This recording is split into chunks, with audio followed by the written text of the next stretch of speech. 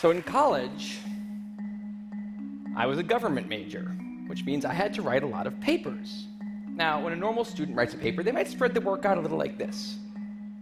So, you get started maybe a little slowly, but you get enough done in the first week that with some heavier days later on, everything gets done and things stay civil.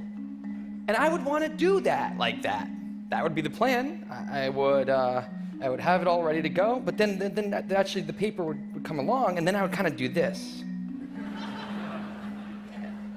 And that would happen every single paper. But then came my 90-page senior thesis, a paper you're supposed to spend a year on. I knew for a paper like that, my normal workflow was not an option. It was way too big a project.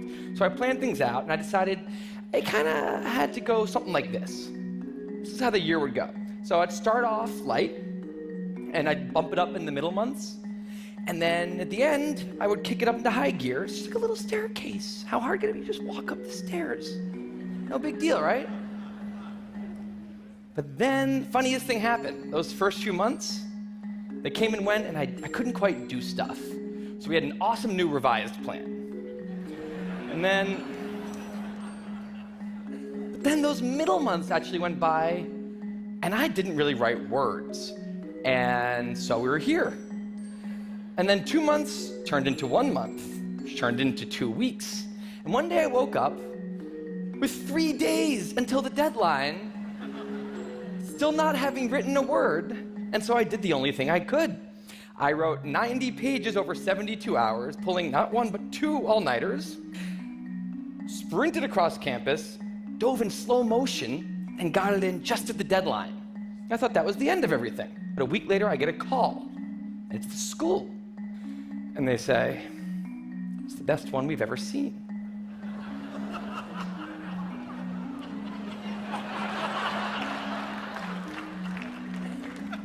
That did not happen. It was a very, very bad thesis. 딱 여기까지 이야기는 우리 누구나 경험해봤고 쉽게 공감할 수 있을 내용이다. 우리에게 미루기는 어쩌면 평생을 따라다니는 셀프 족쇄 같은 게 아닐까. 하지만 이 강연을 끝까지 보고 나면 인생의 많은 것이 바뀔 수 있을 것이다. Anyway, today I'm a writer, blogger guy. I write the blog Wait But Why. And a couple of years ago, I decided to write about procrastination. My behaviors always perplexed the non-procrastinators around me, and I wanted to explain to the non-procrastinators of the world what goes on in the heads of procrastinators and why we are the way we are. Now, I had a hypothesis that the brains of procrastinators were actually different than the brains of other people. And to test this, I found an MRI lab that actually let me scan both my brain and the brain of a proven non-procrastinator, and so I could compare them, and I actually brought them here to show you today, and I want you to take a look carefully to see if you can notice a difference. And I know that if you're not a trained brain expert, it's not that obvious, but just take a look, okay? So here's the brain of a non-procrastinator. Now, here's my brain.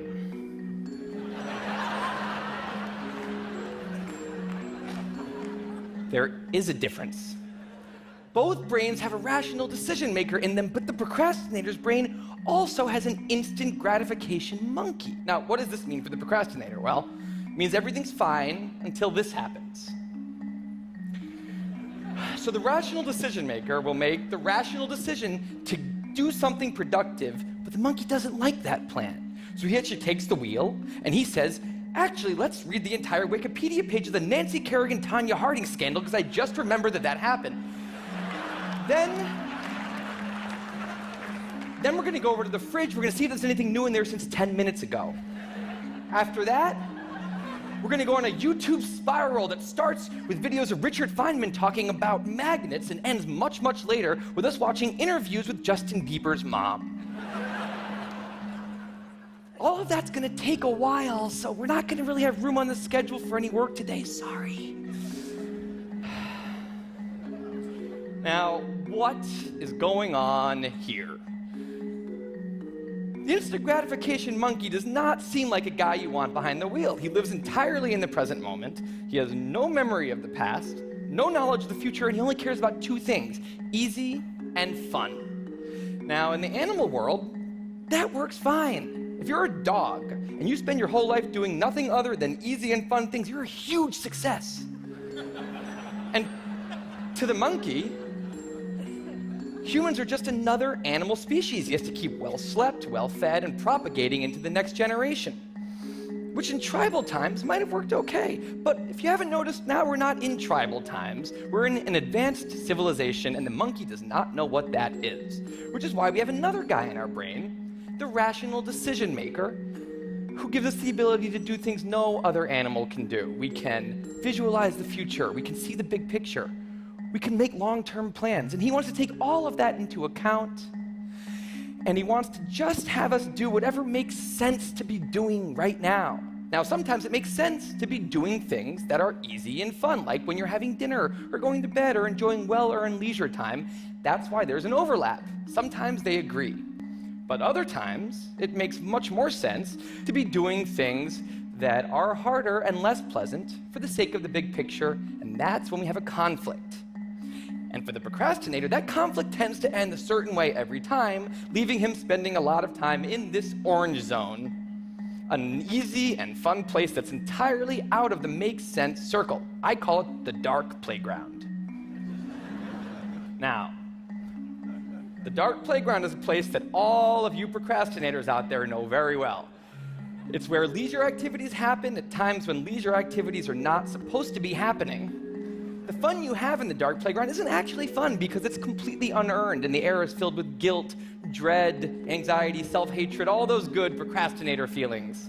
And the question is, in this situation, with the monkey behind the wheel, how does the procrastinator ever get himself over here to this blue zone? A less pleasant place, but where really important things happen. Well, turns out that the procrastinator has a guardian angel, someone who's always looking down on him and watching over him in his darkest moments, someone called the panic monster.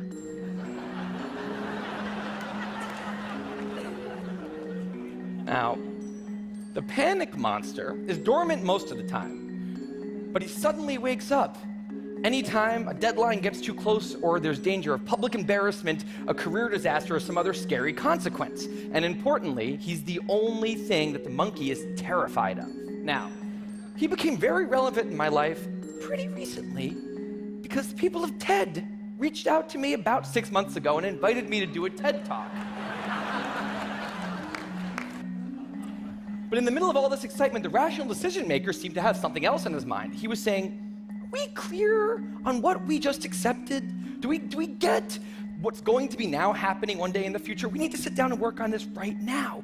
And the monkey said, totally agree, but also let's just open Google Earth and let's zoom into the bottom of India, like 200 feet above the ground, and we're gonna scroll up for 2.5 hours till we get to the top of the country so we can get a better feel for India.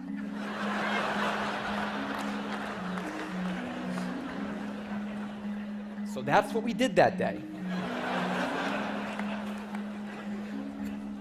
As 6 months turned into 4, and then 2, and then 1, the people of TED decided to release the speakers. And I opened up the website, and there was my face staring right back at me, and guess who woke up? So the panic monster starts losing his mind, and a few seconds later, the whole system's in mayhem.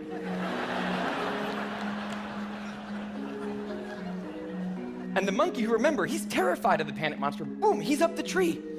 And finally, the rational decision maker can take the wheel and I can start working on the talk. Now, the panic monster explains all kinds of pretty insane procrastinating behavior, like how someone like me could spend 2 weeks unable to start the opening sentence of a paper and then miraculously find the unbelievable work ethic to stay up all night and write 8 pages. And this entire situation with the 3 characters, this is the procrastinator's system. It's not pretty, but in the end, it works. And this is what I decided to write about on the blog just a couple years ago. Now, when I did, I was amazed by the response. Literally thousands of emails came in from all different kinds of people, from all over the world, doing all different kinds of things. These were people who were nurses and bankers and painters and engineers and lots of PhD students. And they were all writing saying the same thing. I have this problem too. But what struck me was the contrast between the light tone of the post and the heaviness of these emails. These people were writing with intense frustration about what procrastination had done to their lives, about what this monkey had done to them. And I thought about this, and I said, well, if the procrastinator system works, then what's going on? Why are all these people in such a dark place? Well, it turns out that there's two kinds of procrastination. Everything I've talked about today, the examples I've given, they all have deadlines. And when there's deadlines, the effects of procrastination are contained to the short term because the panic monster gets involved. But there's a second kind of procrastination that happens in situations when there is no deadline. So if you want to have a career where you want to be a self-starter, something in the arts, something entrepreneurial, there's no deadlines on those things at first because nothing's happening at first, not until you've gone out and done the hard work to get some momentum, to get things going. There's also all kinds of important things outside of your career that don't involve any deadlines, like seeing your family or exercising and taking care of your health, working on your relationship or getting out of a relationship that isn't working. Now, if procrastinator's only mechanism of doing these hard things is the panic monster, that's a problem because in all of these non-deadline situations, the panic monster doesn't show up. He has nothing to wake up for. So the effects of procrastination, they're not contained. They just extend outward forever. And it's this long-term kind of procrastination that's much less visible and much less talked about than the funnier, short-term, deadline-based kind. It's usually suffered quietly and privately, and it can be the source of a huge amount of long-term unhappiness and regrets. And I thought, that's why these people are emailing, and that's why they're in such a bad place. It's not that they're cramming for some project. It's that long-term procrastination has made them feel like a spectator at times in their own lives. The frustration was not that they couldn't achieve their dreams, it's that they weren't even able to start chasing them. So I read these emails and I had a little bit of an epiphany that I don't think non-procrastinators exist. That's right. I think all of you are procrastinators. Now, you might not all be a mess, like some of us. And some of you may have a healthy relationship with deadlines. But remember, the monkey's sneakiest trick is when the deadlines aren't there. Now, I want to show you one last thing. I call this a life calendar. That's one box for every week of a 90-year life. That's not that many boxes, especially since we've already used a bunch of those. So I think we need to all take a long, hard look at that calendar. And we need to think about what we're really procrastinating on, because everyone is procrastinating on something in life. We need to stay aware of the instant gratification monkey. That's a job for all of us. And because there's not that many boxes on there, it's a job that should probably start today. Well, maybe not today, but sometime soon. Thank you.